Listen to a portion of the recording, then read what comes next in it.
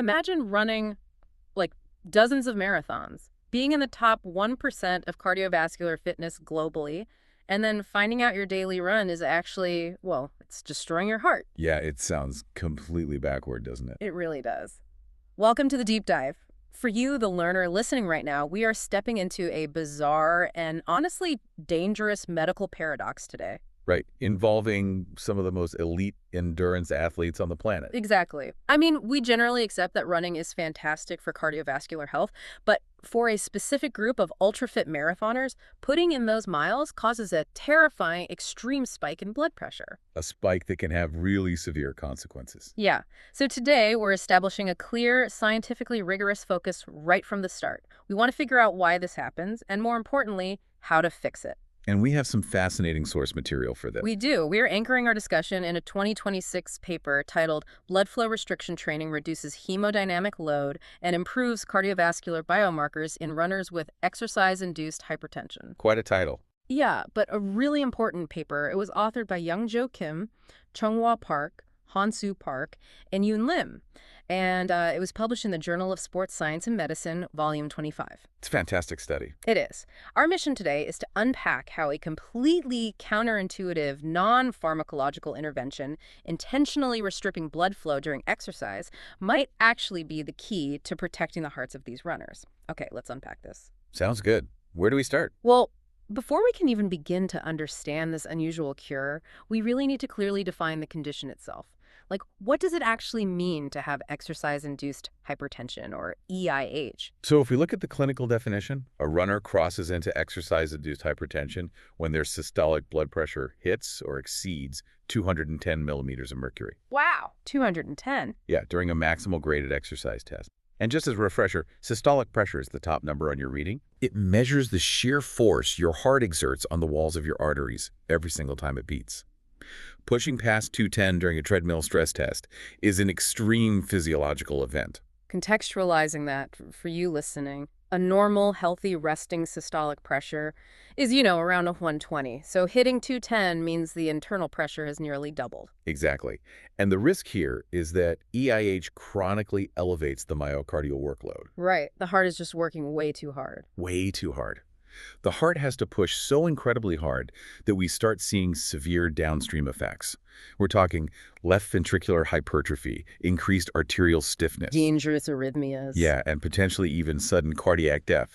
The heart muscle physically changes to cope with that burden. The left ventricle, which is the heart's main pumping chamber, starts to thicken. And that's the hypertrophy you mentioned, right? Exactly. It thickens because it's constantly pushing against immense resistance, much like a bicep growing when you lift heavy weights. Right, but in the heart, a thicker wall means less room for blood to actually fill the chamber. Exactly. And over time, the arteries stiffen as well, compounding the resistance. What Kim and colleagues noted is that the incidence of EIH is actually higher in long-distance runners than it is in the general population. Which feels completely backward. People run specifically to prevent high blood pressure. I always think of an EIH runner's heart as, like, a high-performance sports car engine. Oh, that's a good analogy. Right. It's incredibly powerful, capable of going long distances without breaking a sweat aerobically. But during exercise, it's constantly being redlined without a functional pressure release valve. The RPMs are just maxed out. Yeah. The pressure in the system is building, and eventually the internal pipes, the valves, and the engine block itself are going to take serious structural damage. And the main problem with that redlined engine is the structural remodeling that happens as a result.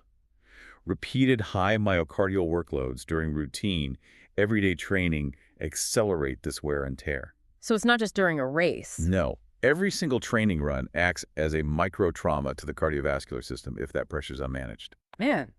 And historically, sports medicine has struggled with this, haven't they? They really have. There are no well-established clinical guidelines specifically tailored for EIH in athletes. Medical professionals mostly rely on standard pharmacological targets. Like the renin-angiotensin system. Right. Prescribing beta blockers or angiotensin receptor blockers. But if you're a competitive marathoner, taking blood pressure medication that artificially caps your heart rate or alters your fluid balance is going to totally sabotage your performance. Absolutely. The medication isn't ideal for an athlete who needs their cardiovascular system to respond dynamically. So researchers hypothesized a mechanical, non-pharmacological approach. They turned to blood flow restriction, or BFR training. Which is where things get really interesting. Totally. So if you're a sports scientist wanting to test this theory, you need people whose hearts are already heavily adapted to endurance running. The researchers recruited 28 middle-aged male marathon runners. With an average age of about 57. Yep, 57. They divided them into a BFR training group of 16 and a control group of 12. And these subjects weren't novices. They had an average of over 15 years of continuous exercise history. They had completed dozens of full marathons. Seriously fit, guys. Oh, yeah. So they set up a pretty demanding test protocol. The participants ran on a treadmill for 8 weeks, twice a week, for just 20 minutes per session. And what was the intensity like?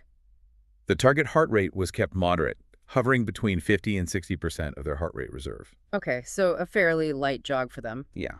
But the mechanics of the restriction itself are what's fascinating. They used a Kate C3 device, applying pneumatic cuffs to the proximal upper thigh. Right, up near the hip joint. Yeah. Initially, they used a cycling mode that inflates and deflates to acclimate the runner, but then they moved to a constant mode. They maintained a pressure of around 230 to 250 millimeters of mercury. It's just really tight. Super tight, for up to 15 to 20 minutes continuously while the subjects ran. To ensure safety, the research team was constantly monitoring capillary refill. Checking skin color changes on the thigh to make sure the tissue was still getting some trace amounts of oxygen. Right, but okay, wait. If the core problem is that their blood pressure is already far too high during exercise, how does restricting their blood flow, literally squeezing their main blood vessels shut, not make the heart work even harder and blow a gasket? It's a great question. It highlights the central paradox of this entire intervention. Because it seems like it would just explode the system. It does seem that way. To understand why the heart doesn't simply fail under that added resistance, we have to look at what temporary controlled restriction of blood flow, what we call transient limb ischemia, actually does at the cellular level. Okay, transient limb ischemia. Right. Restricting the flow creates profound metabolic stress in the legs. This localized stress ironically acts as a powerful signaling mechanism to the rest of the body. Ah, I see. Yeah, it stimulates the expression of vascular endothelial growth factors. So let me get this straight. The body senses the restriction in the legs, panics, and basically starts sending out repair signals. You could say that. It forces a highly adaptive physiological response. The restriction causes a localized buildup of metabolic byproducts like lactate. Because the muscles are working, but the blood isn't clearing the waste away efficiently. Exactly. Then, when the pressure is finally released during the reperfusion phase, the rush of blood back into the limb creates immense shear stress on the inner lining of the blood vessels, the endothelium. So it's the sudden rush of blood that does it. Yes. This combination of chemical metabolic buildup and the physical shear stress of the blood rushing back trains the blood vessels to become more elastic. Wow. You're essentially forcing the vascular network to adapt to extreme conditions so it learns to dilate better. That is wild. So to see if that hypothesis of vascular adaptation actually held up in the real world, the researchers put these runners back on the treadmill after the 8 weeks to measure their physical hemodynamic responses. The results were striking. They really were. The maximal systolic blood pressure, that SBP max we talked about earlier, dropped dramatically in the BFR group.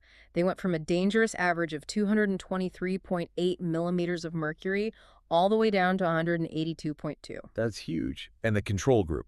The control group, who kept up their normal running routine without the cuffs, saw no meaningful change at all. Wow. A drop of over 40 points in maximal systolic pressure is profound clinical improvement. I mean, it pulls these athletes out of that immediate danger zone for cardiovascular events. Which is the whole goal. Right. And what's equally fascinating is the improvement in their actual cardiorespiratory fitness. Their VO2 max, which measures the maximum amount of oxygen the body can utilize during intense exercise, increased from 45.5 to 49.6 milliliters per kilogram per minute. So they lowered their dangerous blood pressure while simultaneously becoming fitter and more efficient. Exactly. They also saw decreases in the rate pressure product, or RPP, and pulse pressure during maximal exercise.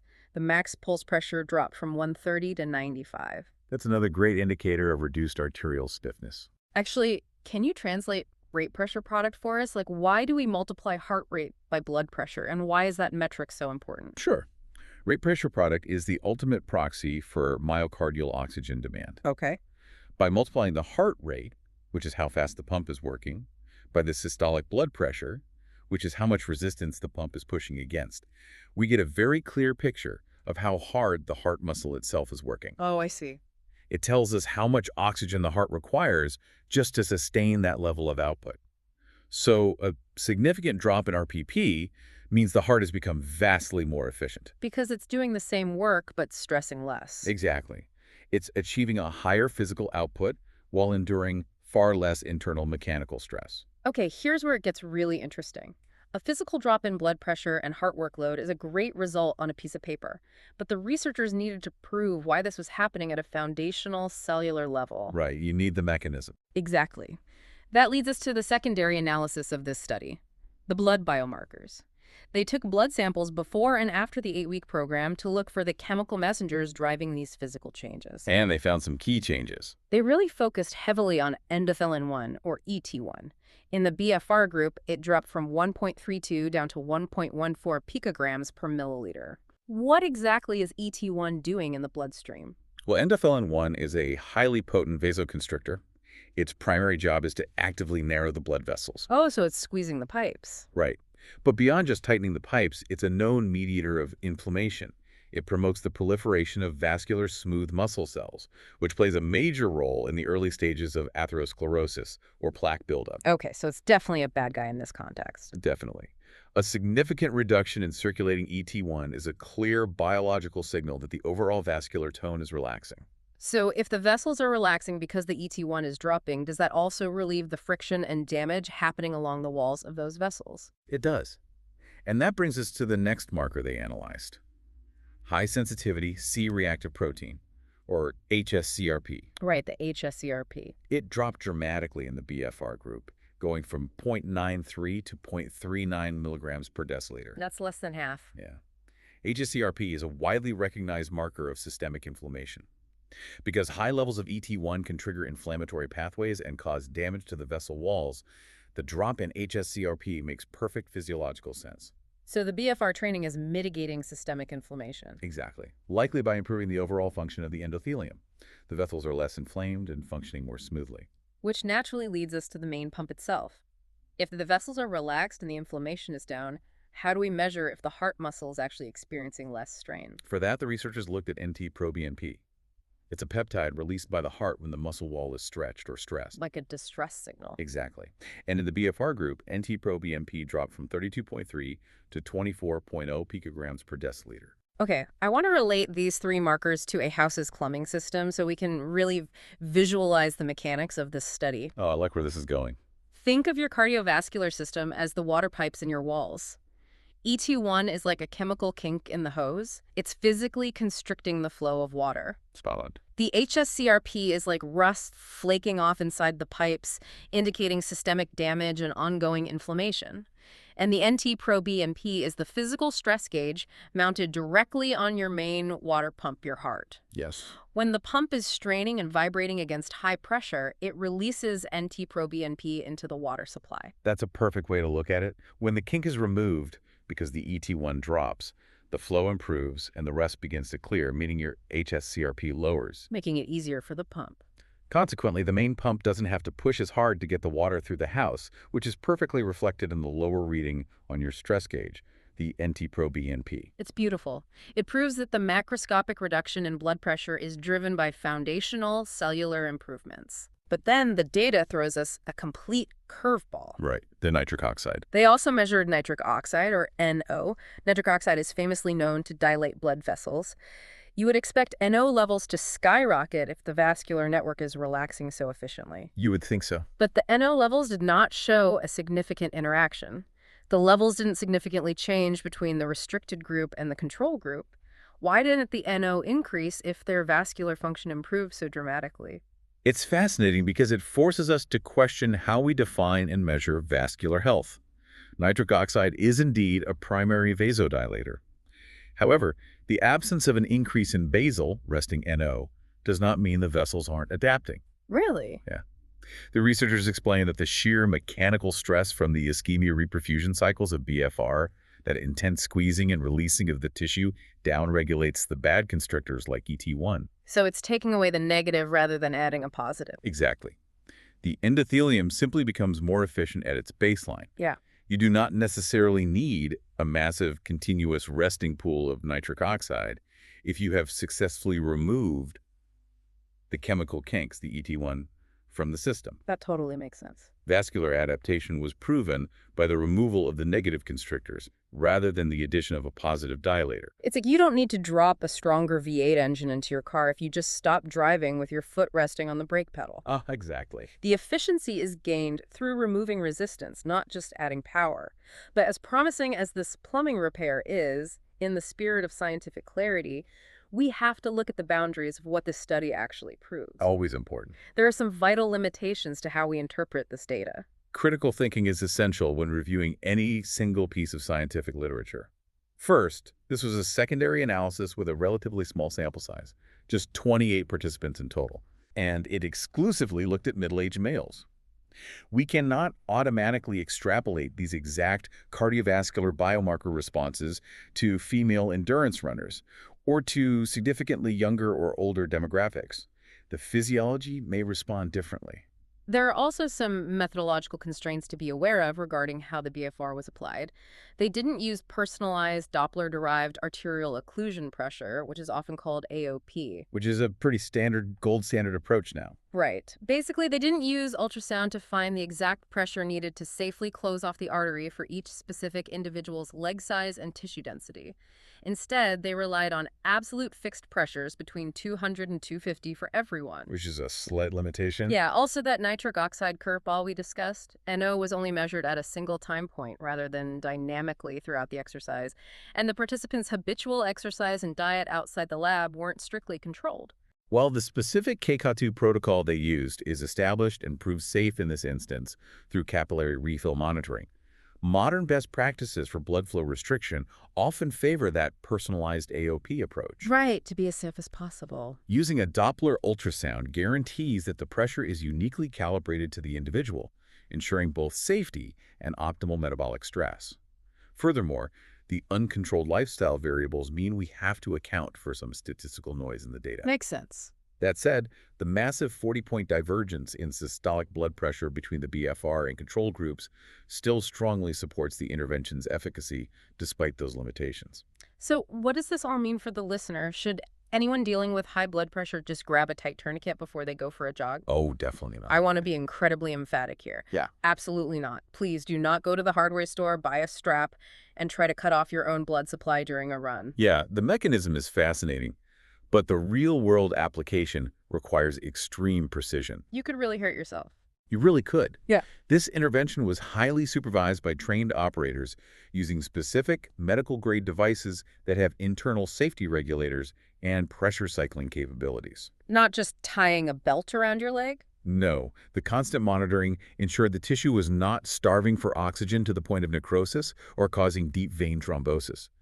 This study provides a powerful proof of concept, but it underscores the need for much larger randomized clinical trials before BFR becomes a standard clinical prescription for treating hypertension. To bring our deep dive to a close, let's look at the scientific bottom line. This study clearly demonstrates that an 8-week BFR training program safely reduces the hemodynamic load in runners suffering from exercise-induced hypertension. It really does. We saw a dramatic drop in maximal systolic blood pressure alongside vital improvements in cellular biomarkers, specifically the reduction of the vasoconstrictor ET1, the inflammation marker hsCRP, and the myocardial stress marker NT-proBNP. It's a highly promising non-pharmacological approach. It is. For those of you who want to dive into the exact methodologies, the specific pressure modes, and the raw data tables, we strongly encourage you to read the full article in the Journal of Sports Science and Medicine. And if you value this kind of evidence-based, scientifically clear breakdown of the latest research, be sure to follow the channel and turn on your notifications. And I want to leave you with a broader concept to ponder, one that builds on the fundamental mechanics we have discussed today. Oh, I love these. Let's hear it. We have seen how deliberate, highly controlled physical stress, in this case, transiently choking off blood flow to the legs, can actually train the cardiovascular system to become highly resilient to a pathological stress like severe hypertension. Right. It relies on the biological principle of hormesis. Hormesis. Right, the idea that a low measured dose of a biological stressor can trigger an adaptive beneficial response that makes the organism stronger. Yep. It makes you wonder, what other hormetic stressors might we be overlooking in modern cardiovascular medicine? Oh, wow. Could strategically applying the very stress we're trying to avoid be the missing key to building an unbreakable heart? That completely changes how you look at the resilience of the human body. We spend so much time trying to prevent the sports car engine from redlining, terrified that the pressure will blow the pipes. But maybe the secret to saving the engine isn't to force it to idle with heavy medication. Maybe not. The secret might be to intentionally restrict the flow just a little bit under highly controlled conditions to teach the pipes how to handle the pressure on their own. Think about that the next time you hit the pavement. Catch you on the next deep dive.